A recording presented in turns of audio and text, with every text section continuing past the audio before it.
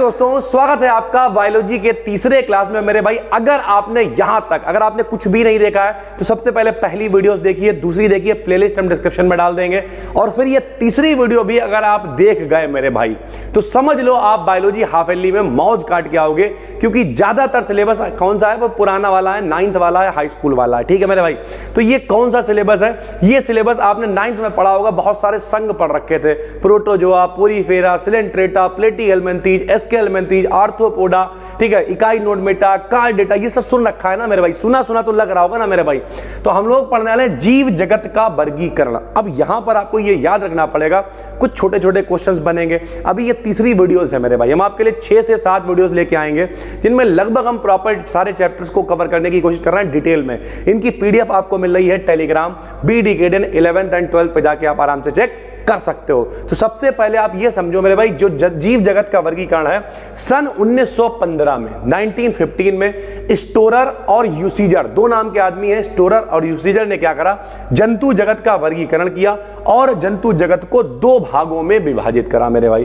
पहला भाग कौन सा है? प्रोटोजोआ है, दूसरा कौन सा है? मेटाजोआ है। ठीक है, तो एक तो यही हो गया प्रोटो, ऐसे तो पढ़ा था आपने, प्रोटोजोआ, पोरीफेरा, सिलेंट्रेटा, प्लेटीहेल्मिन्थीज जैसे पढ़ रखा था ना। तो एक तो प्रोटोजोआ भाग हो गया, दूसरा मेटाजोआ हो गया। तो प्रोटोजोआ अगर हटा दे तो उसके आगे क्या होना जाएगा? पोरीफेरा, सिलेंट्रेटा, यही सारे आएंगे ना। 9th में आपने पढ़े होंगे। अगर कोई बच्चा यहाँ ऑफलाइन वाला देख रहा है तो 9th क्लास में बड़ा रटवाया था, प्रोटोजोआ, पोरीफेरा, सिलेंट्रेटा, प्लेटीहेल्मिन्थीज, इसके कमेंट करके बताना मेरे भाई। ठीक है, तो सबसे पहले मेटाजोआ के अंदर कौन आ जाएगा? पोरीफेरा आ जाएगा। अब एक बात बहुत कायदे से समझ लो, ये लगभग पीडीएफ होगी 8-10 पेजेस की, लेकिन इतना टेंशन नहीं लेनी भाई, केवल इनके बारे में बेसिकली शॉर्ट नोट बनाओ। शॉर्ट नोट मतलब ऐसे डाला पोरीफेरा। अब पोरीफेरा देखो, पोरीफेरा शब्द का प्रयोग सबसे पहले रॉबर्ट ग्रांट ने करा है, तो पोरीफेरा के आगे रॉबर्ट ग्रांट लिख लिया, नंबर 1। यानी पोरीफेरा शब्द का प्रयोग किसने करा? रॉबर्ट ग्रांट ने करा है। कब करा? 1825 में करा है। इसमें सभी छिद्र युक्त जीवों को रखा गया, यानी जिनमें छिद्र होते हैं, ऐसे जीव जिनमें छिद्र होते हैं, उन सारे जीवों को इसके अंदर रखा गया। तो रख दिया भैया क्या? 1825 में करा। छिद्र युक्त जीव थे तो छिद्र युक्त जीव रख दिया मेरे भाई। ठीक है, उसके बाद सबसे पहले प्रयोग किसने? रॉबर्ट ग्रांट ने करा। रॉबर्ट ग्रांट, पॉइंट वाइज लिखो, 2-3-4 पॉइंट लिखे, पेपर के टाइम पे देख लिया रॉबर्ट ग्रांट 1825, छिद्र युक्त जीव याद हो गया। पोरीफेरा क्या होता है बताओ भैया, इसके बारे में रॉबर्ट ग्रांट ने बताया, 1825 में बताया, छिद्र युक्त जीव होते हैं इसमें। लो, अगर कुछ भी नहीं आता है तब भी लिख लोगे मेरे भाई तो टेंशन नहीं लेना। छिद्र जो भी क्या जो मतलब रखा गया है, ये कितने प्रकार के होते हैं? 2 प्रकार के होते हैं, जैसे ऑस्टिया तथा ऑस्कुलम। इसके अतिरिक्त इनका विशेष लक्षण नास तंत्र का पाया जाना होता है, यानी इसमें नासा तंत्र पाया जाता है। ये जितने भी पोरीफेरा होते हैं इनका एग्जाम्पल क्या हो गया? साइकॉन हो गया मेरे भाई। ठीक है, तो ये 2 तरीके के होते हैं, कौन कौन से? ऑस्टिया और ऑस्कुलम। ठीक है, इसके अतिरिक्त इनमें क्या होता है? विशेष लक्षण नासा तंत्र पाया जाता है, और इनका उदाहरण क्या हो गया? साइकॉन हो गया। तो आप आराम से ये समझ लो मेरे भाई कि अगर आपको पोरीफेरा पढ़ना तो पोरीफेरा क्या है बताओ? 1825 में हुआ। ठीक, नासा तंत्र इनमें पाया जाता है। ठीक, 2 तरीके के होते हैं, कौन कौन से? ऑस्टिया और ऑस्कुलम होता है। किसने बताया? रॉबर्ट, बताओ, ग्रांट ने बताया, 1825 में बताया, छिद्र युक्त जीव पाए जाते हैं। एक एग्जाम्पल लिख दिया, साइकॉन, बात खत्म हो गई। अब कह दो सर जी इतनी जल्दी तो नहीं याद होगा, तो भाई मेरे पहली बात, हमारा खुद का, हम बहुत कम बायोलॉजी से कनेक्टेड रहते हैं, लेकिन अगर 4-5 बार अभी हम पढ़े तो आप हमसे सोते टाइम भी पूछ लेना, तो कोई दिक्कत नहीं। शॉर्ट नोट बनाओ, छोटे छोटे पॉइंट्स लिखो और याद करके फ्री कर दो इसे मेरे भाई। ठीक है, दूसरा कौन सा हो गया? पोरीफेरा के बाद सिलेंट्रेटा, इसी को हम लोग निडेरिया कहते हैं। तो इस शब्द का प्रयोग सबसे पहले किसने करा? ल्यूकार्ट ने करा, 1888 में करा।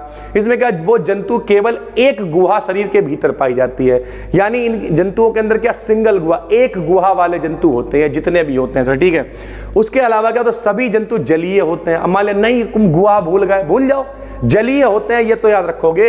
पीढ़ी एकांतरण होता है, ये तो याद रख लोगे। एक गुहा, दंश कोशिकाएं इनके महत्वपूर्ण लक्षण है।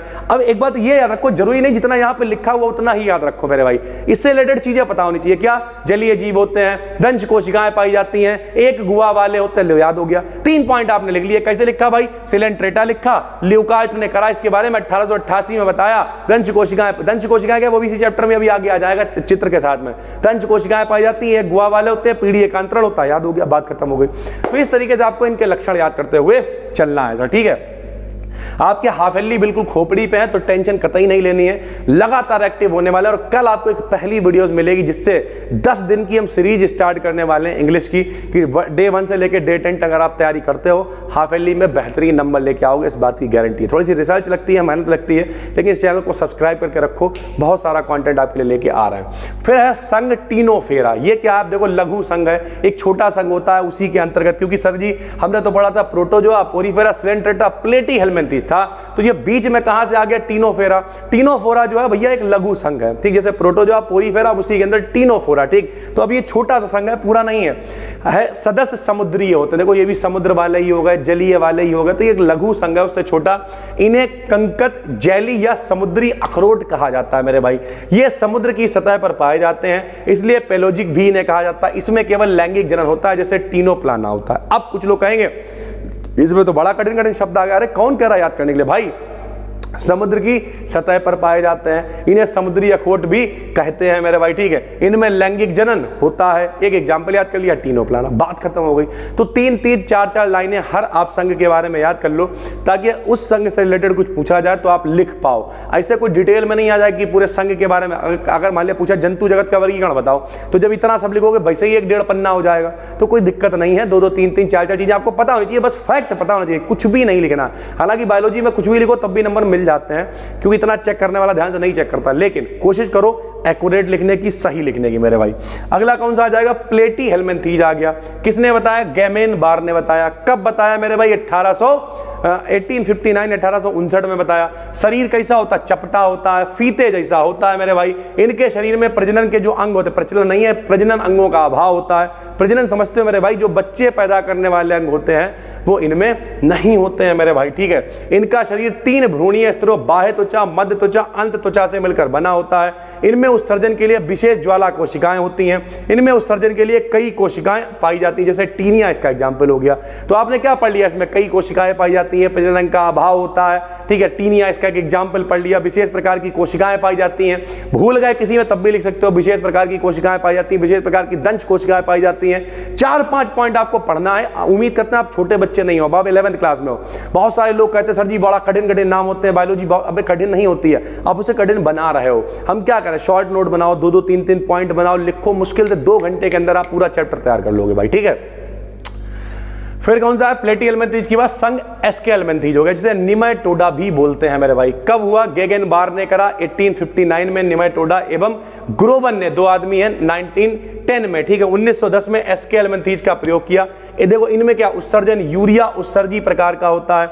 इनमें श्वसन अंग एवं परिवहन तंत्र अनुपस्थित होता है। तो आपने इसका मेन पॉइंट क्या याद कर लिया, श्वसन तंत्र नहीं होता है, परिवहन तंत्र नहीं होता। परिवहन क्या होता है, ले जाने वाला, ट्रांसपोर्ट, जैसे खून हमारा शरीर एक जगह से दूसरी जगह जा रहा है, तो परिवहन तंत्र इनमें नहीं होता है मेरे भाई। ये प्रायः एक लिंगी होते हैं, देखो मेरे भाई आराम से याद कर सकते हो, एक लिंगी होते हैं, प्रजनन लैंगिक कहलाते हैं मेरे भाई, ठीक है। जैसे एस्कैरिस इसके अंदर आ गया है, तो एस्कैरिस इसका एक एग्जांपल याद कर लिया, काम हो गया मेरे भाई। इस तरीके से चीजें आप याद करोगे तो बहुत आराम से कर पाओगे। फिर कौन सा आ गया, Annelida, Protozoa, Porifera, Coelenterata, Platyhelminthes, Aschelminthes, Annelida आ गया। अब एनेलिडा के बारे में पढ़ लिया, लैमार्क ने बताया, 1801 में बताया। बंद परिसंचरण तंत्र इनमें पाया जाता है। रुधिर में हीमोग्लोबिन घुला रहता है। बोले लगता है कुछ हमारे पड़ोस में लोग आ रहे हैं, तो क्या है, रुधिर में क्या घुला रहता है, हीमोग्लोबिन इनमें घुला रहता है। इनमें श्वसन तंत्र जो है नम त्वचा के द्वारा आदान प्रदान होता है। जो नम त्वचा होती है, मतलब त्वचा ही इनकी नम है, उसी से श्वसन ये लोग करते हैं, आदान प्रदान करते हैं। इसके अलावा कुछ भी इनकी व्यवस्था नहीं होती है, जैसे मैरिस हो गया एक्सरे, ठीक है। उसके बाद ऑर्थोपोडा आ गया। तो बॉन सीवोल्ड ने बताया 1845 में, यह जंतु जगत का सबसे बड़ा संघ होता है। इन जंतुओं में काइटिन युक्त बाहरी कंकाल पाया जाता है, ठीक है। परिसंचरण तंत्र खुला होता है। रुधिर से भरा हुआ हीमोसील गुहा होता है। इनकी 9 लाख से भी अधिक जातियां पाई जाती, जैसे कॉकरोच है, झींगा मछली है, वो सब इसी में आ गया। अब इतना डिटेल नहीं पढ़ना है, इसके बारे में पढ़ लिया। सबसे बड़ा जंतु जगत का संघ है मेरे भाई, ठीक है। इसके बारे में क्या बताया गया, 1845 में बताया गया। काइटिन का बना हुआ बाहरी कंकाल पाया जाता है। झींगा मछली इसका एग्जाम्पल हो गया, ठीक। कॉकरोच इसका एग्जाम्पल हो गया, पढ़ लिया बस। फिर आ गया मोलस्का, यह जंतु जगत का दूसरा सबसे बड़ा संघ होता है। 1650 यानी 1650 में इसके बारे में बताया जॉन्स्टन ने। इसमें रुधिर परिवहन तंत्र बंद और खुला दोनों तरीके का पाया जाता है मेरे भाई। लिंग कैसा होता है, प्रायः पृथक अलग अलग लिंग पाए जाते हैं। कुछ जंतु उभयलिंगी भी होते हैं, जैसे मेरे भाई घोंगा हो गया, ऑक्टोपस हो गया, ये सब इसी के अंतर्गत आ जाते हैं। ऑक्टोपस सुना होगा, घोंगा सुना होगा, बड़ा एक फेमस शायरी हुई थी कुमार विश्वास की, तुम मछली मान सरोवर की, मैं सागर तट का हूँ घोंगा। और इसके आगे की कुछ लाइन हमें याद नहीं आ रही है। अरे इस तरह अगर हम छुप छुप कर आपस में प्रेम बढ़ाएंगे, तो एक रोज तेरे डैडी अमरीश पुरी बन जाएंगे। सब हड्डी पसली तोड़ मुझे भिजवा देंगे वो जेल, प्रिय मुश्किल है अपना मेल, प्रिय ये प्यार नहीं है खेल प्रिय। तो ये वही वाला घोंगा है जो कुमार विश्वास साहब ने इस्तेमाल करा था, और ये ऑक्टोपस भी इसी में आ जाता है। उसके बाद इकाई नोड मेटा आ जाता है, जैसे जैकब क्लीननेस के बारे में बताया, जल परिवहन तंत्र पाया जाता है, मछली, तारा मछली वगैरह सब इसके अंतर्गत आते हैं। यानी आपको 2-2, 3-3 लाइनें केवल इनके बारे में, 2-2, 3-3 लाइनें भी नहीं, 2-2, 3-3 पॉइंट्स तैयार कर रहे हैं और आपका काम चल जाएगा मेरे भाई, ठीक है। फिर कौन सा आ गया, संघ हेमी कार्डेटा मेरे भाई। पहले इस उपसंघ के रूप में कार्डेटा संघ में रखा जाता था। अब यहाँ पे आप आराम से समझ लीजिए कि पहले जो कार्डेटा संघ था उसी के अंदर इसे रखा जाता था, लेकिन बाद में अलग कर दिया गया। जैसे पहले उत्तराखंड उत्तर प्रदेश में ही था, लगा कि अलग करना तो अलग कर दिया मेरे भाई, तो ये उससे मिलता जुलता है मेरे भाई, ठीक है। परंतु अब एक अलग संघ के रूप में इसे रखा गया है। इसमें सारे समुद्री जीव पाए जाते हैं जो बिलों में रहते हैं, इनमें लैंगिक जनन होता है तथा जीव पृथक लिंगी होते हैं मेरे भाई, ठीक है। जैसे बेलेनो ग्लासेस होता है, ये सारे के सारे इसके अंतर्गत आ जाते हैं। फिर आ गया कार्डेटा। कार्डेटा मेरे भाई जिसका तुम इंतजार कर रहे हो, वेलफोर्ड ने बताया 1880 में कि इस संघ के 3 मुख्य लक्षण होते हैं। कौन कौन आ जाता है इस संघ के अंतर्गत, निम्न अधिवर्ग, जैसे एक अधिवर्ग इसके अंतर्गत आ जाता है, इनमें मछलियां आ जाती हैं, जितने भी मछली है, मच्छर है, ये सारे के सारे इसके अंतर्गत आ जाते हैं। वर्ग जो उभयचर हो जाता है, इसमें मेढक आ जाता है, ठीक है, राना टिग्रीना वगैरह शीत रुधिर तापी होते हैं, टेम्परेचर वगैरह मैनेज कर लेते हैं, पानी में भी रह लेते हैं। पढ़ो मेरे भाई इनके बारे में एक जानकारी बेसिक सी रख लो, मोटी मोटी, ठीक है। तो ये टेम्परेचर वगैरह मैनेज कर लेते हैं, रह लेते हैं, चिकनी त्वचा होती है या खुरदरी ग्रंथियां युक्त होती हैं। सरीसृप वर्ग में कौन आ गया, सरीसृप वर्ग में कोबरा वगैरह आ जाता है, ठीक है। तो ये सारे के सारे इसके अंतर्गत आ जाते हैं मेरे भाई, ठीक है। उसके बाद वर्ग एबीज आ गया, कौवा वगैरह इसमें आ जाता है, स्तनधारी में मनुष्य भी आ जाता है। तो कार्डेटा एक बहुत बड़ा संघ है। तो अगर कोई आपसे पूछे कि भैया तुम कौन हो, बोले हम कार्डेटा हैं, बोले कार्डेटा, बोले हम कार्डेटा संघ के अंतर्गत आते हैं, कार्डेटा में स्तनधारी वर्ग के अंतर्गत आते हैं, यानी हम मनुष्य यानी होमोसेपियंस है मेरे भाई, ठीक है। तो होमोसेपियंस क्या है, होमोसेपियंस एक वैज्ञानिक नाम है आपका। यह एक लिंगी कण उपस्थित होते हैं, इस तरीके की चीजें लिखी हुई हैं। फिर इसके अंदर प्रोटोथीरिया आ गया और थीरिया आ गया, सर, ठीक है, इसके बारे में चीजें आ गई। इसके अलावा कुछ छोटे छोटे क्वेश्चंस हैं जो आपको पता होने चाहिए। जैसे शिशु धानी जो है कंगारू में पाई जाती है, यानी जो बच्चा रखने वाली जो धानी होती है वो कंगारू में पाई जाती है। किसी नमूने का वर्गीकरण उसके मुख्य तथा मूलभूत लक्षणों के आधार पर करा जाता है। उसके मुख्य लक्षण क्या है, बेसिक लक्षण क्या है, उसके आधार पर उसका क्लासिफिकेशन करा जाता है मेरे भाई, ठीक है। उसके बाद एकेडना वेल में स्तन ग्रंथियां पाई जाती हैं तथा एकेडना में शरीर पर बाल होते हैं, इसलिए इसे स्तनधारी वर्ग में रखा गया। तो इस एकेडना को किस वर्ग में रखा गया, स्तनधारी वर्ग में रखा गया। जब आपको ये पीडीएफ मिल जाएगी तो कोई दिक्कत नहीं। अगर आप बात में भी इस वीडियोस को देख रहे हो तो कोई दिक्कत की बात नहीं है, आप पीडीएफ सर्च कर लेना BDKJN 11th and 12th पे। जैसे ही ये वीडियो पब्लिक होगी वैसे ही वहां पे वीडियो का लिंक और पीडीएफ वहां पे शेयर कर दी जाएगी, सर, ठीक है। फिर कार्डेटा नॉन कार्डेटा में अंतर क्या होते हैं ये आपको पढ़ना है। इनमें पृष्ठरज्जु पाया जाता है, इनमें पृष्ठरज्जु नहीं पाया जाता, ठीक है। इनमें तंत्रिका रज्जु एक पृष्ठीय होता है, इनमें तंत्रिका रज्जु दोहरा होता है या फिर अधर तलीय होता है। इसलिए हम साइड में भी हट जाते हैं ताकि बच्चे अगर साथ में लिखना चाहें तो साथ में लिख सकते हैं। इनमें तंत्रिका तंत्र कैसा होता है, खोखला होता है। इनमें तंत्रिका तंत्र ठोस होता है मेरे भाई, ठीक है। इनमें क्या होता है, गुदा पक्ष पुक्ष पाया जाता है, इसमें गुदा पक्ष पुक्ष नहीं पाया जाता है, ठीक है। यानी कुल मिला के कार्डेटा और नॉन कार्डेटा के बीच में अंतर आपसे पेपर में पूछे जा सकते हैं जो आपके काम के हैं। फिर ज्वाला कोशिका पेपर में 2 नंबर बनाएगी, पढ़ लेना। इसे उत्सर्जी कोशिका भी कहते हैं मेरे भाई। जैसे इसमें क्या क्या होता है, कोशिका काय होता है, जो कोशिका का प्रमुख भाग है, जो प्रमुख अंडाकार भाग है उसे हम लोग कोशिका काय कहते हैं, या फिर शिखा काय भी कहते हैं। चुटिया अपनी भाषा में कह लो तो इसे कोशिका काय या शिखा काय कह देते हैं। इसी भाग में केंद्रक होता है। फिर शिखा काय के बारे में बता दें, शिखा काय से एक लंबा और सकरा नाल के समान भाग होता है जिसमें जीव द्रव्य छोटे छोटे कई भागों में भरा रहता है, जिसमें कशाभिकाएं लौ के समान पाई जाती हैं, जिन्हें हम लोग ज्वाला कोशिकाओं का समूह कहते हैं मेरे भाई। दंश कोशिकाएं से रिलेटेड ये कोशिकाएं थैलीनुमा रचना का प्रमुख भाग संपुट कहलाता है। संपुट के अग्र सिरे पर भित्ति यानी झिल्ली होती है कि भीतर की ओर धंसकर एक गड्ढे का निर्माण करती हैं जो झिल्ली के द्वारा ढका रहता है। इस गड्ढे में क्या होता है, इस गड्ढे में पाई जाने वाली सूक्ष्म कोशिकाओं में एक विशिष्ट पदार्थ हिप्नोटॉक्सिन नामक पदार्थ भरा, यानी जहर भरा रहता है, विष भरा रहता है। तो इस तरीके से इसके बारे में लिखा हुआ है जो आप आराम से पढ़ लोगे मेरे भाई। यहाँ पर हमने एक चित्र लगा दिया है, इसे आप चाहो तो देख सकते हो। टीनिया की एक ज्वाला कोशिका बनी हुई है मेरे भाई, ठीक है। उसके अलावा कुछ और चीज़ें लिखी हुई हैं, संग निडेरिया के बारे में, इसे पढ़ लेना मेरा भाई, ठीक है। तो ये सारी चीज़ें हैं जो आपके काम की हैं। और आखिरी में एक क्वेश्चन है जो सर्प विष है, ठीक है, उसका जो 2 तरीके के सांप होते हैं, एक जहर वाले सांप होते हैं और एक बिना जहर वाले। मतलब ये देखिए यहाँ पे लिखा हुआ है, ये देखिए, विषैले एवं विषहीन सर्प की पहचान किस तरीके से करोगे मेरे भाई। तो जलीय सर्पों की पूंछ चपटी होती है, पूंछ चपटी होगी।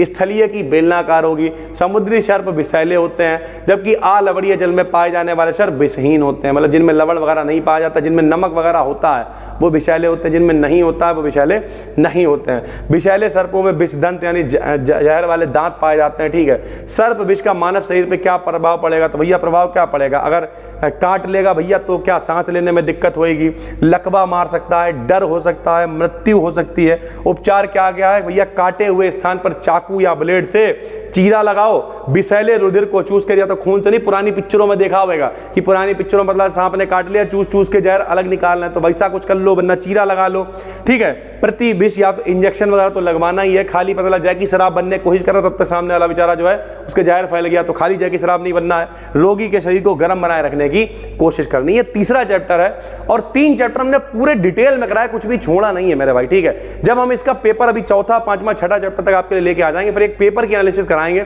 तब आपको लगेगा यार ये तो पेपर बड़ा आसान है, हम कर सकते हैं। तो कोई दिक्कत की बात नहीं है, मन लगा के पढ़ते रहिए। नए हैं तो चैनल को सब्सक्राइब कर लीजिए, डिस्क्रिप्शन में प्लेलिस्ट पड़ी हुई है, डे 1 से देख डालिए, सुन डालिए, आपका कॉन्फिडेंस जरूर बढ़ जाएगा। कोई दिक्कत है तो कमेंट करके बताइए। टेलीग्राम पे जाके बी डिकेडेंट 12th 11th को जरूर सर्च करिए और वहां पर आपको इसकी PDF मिल जाएगी। हम मिलते हैं आपसे एक और वीडियो में, तब तक के लिए धन्यवाद। बाकी कोई भी समस्या हो परेशान मत होइए। चैट सपोर्ट आपको हमने दे रखी है सर, ठीक है। चैट सपोर्ट कैसे दे रखी है? चैट सपोर्ट वाला अपना नंबर है मेरे भाई, व्हाट्सएप नंबर 8604507939, या फिर कॉल सपोर्ट है मेरे भाई 9044900263 मेरे भाई। आप एप्लीकेशन बी डिकेडेंट को डाउनलोड कर सकते हैं, वहाँ पर फिजिक्स के, केमिस्ट्री के कोर्सेज भी आपको मिल जाते हैं। बाकी यहाँ पर भी सारा कंटेंट अवेलेबल है। कल से आपके लिए हम एक सीरीज लेके आ रहे हैं जो पूरी इंग्लिश की 10 दिन की सीरीज होने वाली है। थोड़ी सी रिसर्च लगेगी, मेहनत लगेगी, लेकिन आपको मजा आ जाएगा। बस दोस्तों, फिर मिलते हैं, तब तक के लिए धन्यवाद, थैंक यू।